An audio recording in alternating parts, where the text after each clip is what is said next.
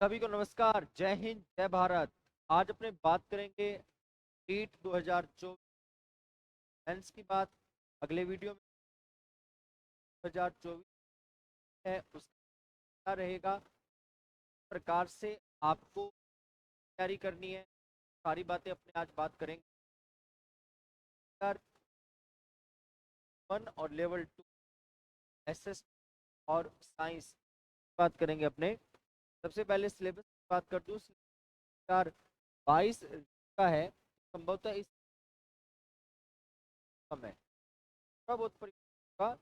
नए सिलेबस के अनुसार फिर अपने कुछ बातें कर लेंगे। सबसे पहला पार्ट अपना बाल विकास और शिक्षा शास्त्र का, बाल मनोविज्ञान और शिक्षा शास्त्र भी कह सकते हैं। टॉपिक लेवल 1 की बात कर रही हूँ, वहाँ बाल विकास का है। वंशानुक्रम, वातावरण की भूमिका है, व्यक्तिगत विभिन्नता, व्यक्तित्व प्रकार के बालक है, अधिगम में आने वाली कठिनाइयां हैं, समायोजन है, अधिगम का अर्थ है, अधिगम सिद्धांत है, बच्चे कैसे सीखते हैं, अभिप्रेरणा है, शिक्षण की प्रक्रिया है, एनसीएफ 2005 है, आकलन, मापन, मूल्यांकन, क्रियात्मक अनुसंधान, शिक्षा का अधिकार अधिनियम 2009। लगभग यही रीट लेवल 1 का सिलेबस है, यही रीट लेवल 2 का सिलेबस, ऐसा मान के चले आप। साइकोलॉजी के अंतर्गत साइकोलॉजी की बात करें, लगभग लेवल में समान सी चीज है कि अपने को। हाँ देखें, यही टॉपिक दोबारा इट लेवल 2 6 से 8 बाल विकास और नंबर का है, नंबर का है वही बाल विकास, वंशानुकर, व्यक्तिगत विभिन्नता, बुद्धि 2005, आरटी 2000। इनमें जो सबसे महत्वपूर्ण टॉपिक है, एक टॉपिक तो अपना बाल विकास। बाल विकास से 3-4% जाते हैं टॉपिक।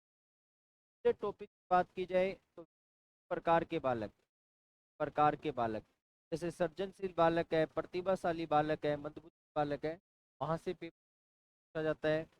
आरटी 2000, ये भी टॉपिक इम्पोर्टेंट है।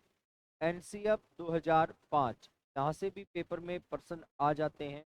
और सतत व समग्र मूल्यांकन, सतत व समग्र मूल्यांकन। वैसे तो सारे टॉपिक इम्पोर्टेंट है, लेकिन मैं वो टॉपिक बता रहा हूँ जहाँ से पेपर में अधिक प्रश्न पूछे जा रहे हैं। अधिगम कठिनाई, अधिगम वाला टॉपिक, डिस्लेक्सिया, डिस्ग्राफिया, एडीएचडी को रीड आपको एक अच्छे ढंग। कौन सी किताब पढ़नी है? कक्षा 11 और 12 की एनसीईआरटी की किताब है, एनसीईआरटी की बाल मनोविज्ञान की किताब है, या हम कह सकते हैं साइकोलॉजी मनोविज्ञान की किताब है, वो किताब आपको। और जैसे ही आप पुस्तक पढ़ो, पुस्तक पढ़ने के बाद आपके पास एक ऑब्जेक्टिव किताब होनी चाहिए, जिससे कि आपने जो पढ़ा है उसके ऑब्जेक्टिव क्वेश्चन आप हल कर सको। कई बार ऐसा होता है, बाद हमें लगता है हमें सब्जेक्ट क्लियर हो गया, लेकिन जब ऑब्जेक्टिव क्वेश्चन देखते हैं तो फिर अपने को पता चलता है कि सब्जेक्ट क्लियर नहीं हुआ है। पढ़ने के बाद आपको उस टॉपिक के ऑब्जेक्टिव क्वेश्चन पढ़ने हैं। उसके बाद दोनों ही पेपरों में हिंदी रहेगी, दोनों ही पेपरों में सेकंड लैंग्वेज संस्कृत ले सकते हो, या फिर आप संस्कृत के अलावा इंग्लिश ले सकते हो, पंजाबी ले सकते हो, गुजराती, वो आपकी इच्छा पर निर्भर करेगा दूसरा सब्जेक्ट आप क्या लेना चाहते हैं। हिंदी के लिए आपको क्या करना पड़ेगा? हिंदी के लिए कक्षा 9 से 12 तो अपना व्याकरण आता है, बोर्ड का व्याकरण। बोर्ड की जो कक्षाएं हैं उनका व्याकरण आता है, वो व्याकरण की किताब आपको पढ़नी है। व्याकरण में से आपको पर्सन नीट परी में मिलेंगे, ठीक है। और संस्कृत क्या करना है? संस्कृत के लिए भी अपने को कक्षा 6 से लेकर के 10 तक की पाठ्य पुस्तक है, पाठ्य पुस्तक के पीछे संस्कृत के जो प्रश्न दे रखे हैं ऑब्जेक्टिव टाइप वाले, उन पढ़ना है। संस्कृत किताब है कक्षा 6 से 10 जो राजस्थान बोर्ड में चलती है, किताबों का अध्ययन आपको करना है। इसके बाद बात की जाए पर्यावरण अध्ययन की, गणित की लेवल 1 में, लेवल 1 में ये गणित बता रखा है, गणित का ये सिलेबस दे रखा है, सारा सिलेबस बाकी मैं आपको ये सिलेबस टेलीग्राम पे शेयर कर दूंगा। सिलेबस हालांकि 2022 रीट वाला है, लेकिन संभावना यही है बहुत कम परिवर्तन हो सकता है अगर हुआ तो, कि आरटेट 2011 का सिलेबस देखें वही चीजें थी। उसके बाद में रीट लेवल 1 में ही ये पर्यावरण अध्ययन है जो अंक का आने वाला है।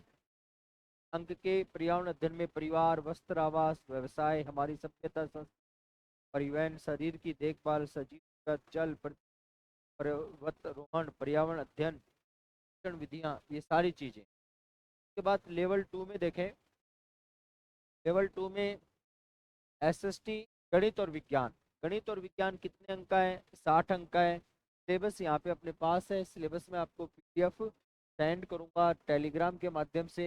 ये विज्ञान का सिलेबस है सारा का सारा। पहले हमने किया था वो लेवल 1 का था। उसके बाद अपना लेवल 2 शीट में सामाजिक अध्ययन एसएसटी कहेंगे, 60 अंकों का है। 60 अंकों सारे टॉपिक हैं। अंतिम 2 यूनिट है शिक्षण विधियों।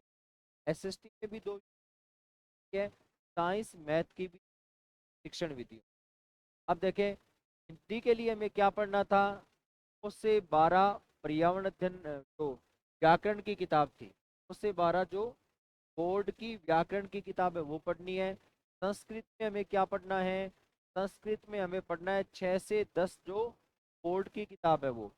मनोविज्ञान में हमें क्या पढ़ना है? मनोविज्ञान में हमें कक्षा 11 और 12 की एनसीईआरटी की किताब पढ़नी है।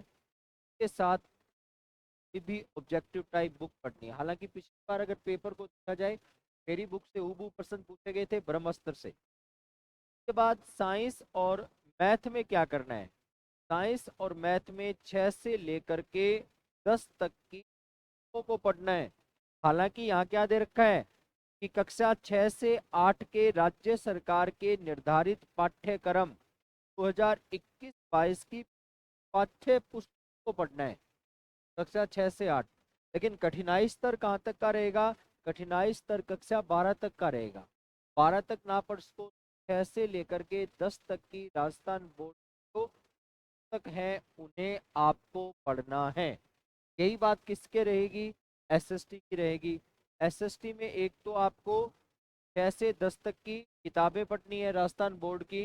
राजस्थान बोर्ड की किताबों में ये सारा सिलेबस आ जाएगा। तो यहाँ हमारे सामने है एक राजस्थान अध्ययन की किताब आती है, राजस्थान अध्ययन कक्षा 6 से लेकर के 12 तक। ये पुस्तक आपको पढ़नी है। इन पुस्तक में से आपको 80-85% मैटर मिल जाएगा, मिल जाएगा। कुछ टॉपिक के ऑब्जेक्टिव पढ़ोगे वहां से मिल जाएगा। पढ़ाई कैसे करनी है? पढ़ाई के लिए आपको 6 घंटे प्रतिदिन पढ़ना है। अगर आप कोचिंग करते हैं, ऑनलाइन सिलेबस ले रखा है वो चीज़ अलग है, कोचिंग भी जाएं, ऑनलाइन सिलेबस आपने ले रखा है वो भी पढ़ें। उसके अलावा आपको प्रतिदिन कितने घंटे पढ़ना है? कम से कम 6 घंटे पढ़ना है। 6 घंटे में से 1 घंटे आपको मनोविज्ञान पढ़ना है रोजाना, नियमित रूप 1 घंटे मनोविज्ञान, 1 घंटे आपको हिंदी पढ़नी है, 1 घंटे आपको संस्कृत पढ़ना है, या जो भी आपने दूसरा विषय लिया है, भाषा जो ली है वो आपको प्रतिदिन 1 घंटे। अब बाकी कितना बचा? घंटों का समय बचा। 3 घंटों में आपको आपका विषय पढ़ना है। अगर आप लेवल 1 से है तो आपको पर्यावरण और गणित को पढ़ना है 3 घंटे प्रतिदिन। यदि आप एसएसटी और साइंस L2 से हैं, एसएसटी और साइंस L2 से है तो साइंस वाले तो साइंस मैथ को पढ़ेंगे, आधा आधा टाइम बांट देना, 1.5 घंटे मैथ पढ़ना, 1.5 घंटे साइंस पढ़ना। और जो एसएसटी वाले हैं वो कितने घंटे पढ़ेंगे? 3 घंटे एसएसटी को पढ़ेंगे। जब साइंस मैथ आप पढ़ रहे हो, पर्यावरण अध्ययन लेवल फर्स्ट वाले पढ़ रहे हैं, गणित पढ़ रहे हैं, इनके अलावा एक आपको याद रखना है टाइम रोज शिक्षण विधियां पढ़नी है, रोज शिक्षण विधियां। हालांकि 8-10 टॉपिक है, फिर भी घंटे में से 2.5 घंटे आप अपना सब्जेक्ट पढ़ें, आधे घंटे प्रतिदिन आप शिक्षण विधियां पढ़ें। शिक्षण विधियों के लिए आप कोई भी ऑब्जेक्टिव किताब ला सकते हैं, डिटेल ज्यादा पढ़ने की आवश्यकता नहीं है। टॉपिक वाइज आपको शिक्षण विधि आपके ऑब्जेक्टिव पर्सन पढ़ने हैं। ऑब्जेक्टिव जितना आप पढ़ोगे उतना आप में कॉन्फिडेंस बढ़ेगा, उतना आपको नई नई चीजें देखने को मिलेगी, सीखने को मिलेगी, पता चलेगा कि पेपर में पर्सन कैसे आ रहे। तो ये रीट लेवल 1 के लिए प्रतिदिन 6 घंटे पढ़ना है, कोचिंग और ऑनलाइन पढ़ाई के अलावा। 1 घंटे मनोविज्ञान, 1 घंटे हिंदी, 1 घंटे आपकी दूसरी लैंग्वेज, 3 घंटे आपका सब्जेक्ट, जिससे 2.5 घंटे आप सब्जेक्ट पढ़ोगे, आधे घंटे आप शिक्षण विधियां पढ़ोगे। आज ही कर देना, निर्धारित टाइम टेबल बना लेना, क्योंकि रीट वैकेंसी आएगी आएगी, अब नहीं तो महीने बाद, 2 महीने बाद, 3 महीने बाद, कभी तो आएगी। जब अपने पास एक शेड्यूल होगा, सारा एक प्रॉपर अपने पास गाइडलाइन होगी, तभी हम अच्छी तैयारी कर पाएंगे। वरना इतना आसान नहीं होता कि 150 में से 90 नंबर हम ले लेंगे, इतना आसान नहीं है 150 में से 90 नंबर लेना। कि साइकोलॉजी टफ आती है, हिंदी टफ आती है, सब्जेक्ट आपका टफ आता है। कब टफ आता है? जब हम केवल गाइड के भरोसे रह जाते हैं। अगर हम विद्यालय विषयों को पढ़ेंगे, राजस्थान बोर्ड की किताबें उनको पढ़ेंगे, तो निश्चित रूप से हम सफलता को प्राप्त करेंगे। ये सिलेबस मैं आपको टेलीग्राम पे शेयर कर दूंगा। अभी के लिए इतना ही। नीट मेंस की तैयारी कैसे करें, कौन कौन सी किताबें पढ़ें, उसके लिए मैं अलग से एक वीडियो बनाऊंगा। जय हिंद, जय भारत, वंदे मातरम।